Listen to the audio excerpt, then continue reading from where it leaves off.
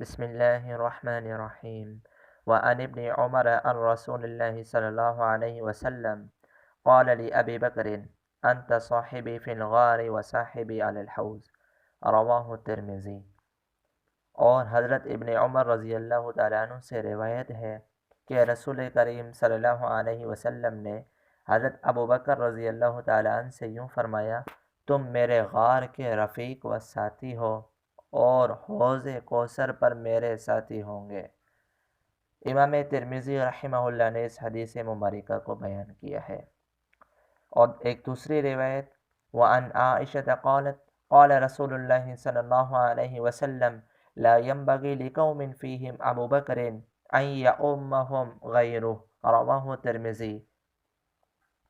اور حضرت عائشہ رضی اللہ تعالی عنہ کہتی ہے کہ رسول کریم صلی اللہ علیہ وسلم نے فرمایا، جس قوم و جماعت میں ابو بکر موجود ہوں اس کے لیے موضوع نہیں کہ اس کی امامت ابو بکر کے علاوہ کوئی شخص کرے۔ اس روایت کو بھی امام ترمذی رحمہ اللہ نے نقل کیا ہے۔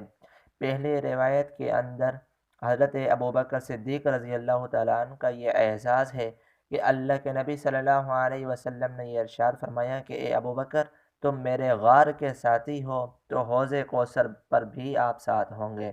اور دوسری روایت جو کہ حضرت عائشہ رضی اللہ تعالیٰ عنہ سے روایت نقل کی گئی ہے، اس کے اندر یہ فرمایا گیا ہے کہ جس قوم کے اندر، جس جماعت کے اندر، جس جگہ پر سیدنا صدیق اکبر رضی اللہ تعالیٰ عنہ موجود ہوں تو وہاں پر امامت کا حق حضرت ابوبکر صدیق رضی اللہ تعالیٰ عنہ کے لیے ہے۔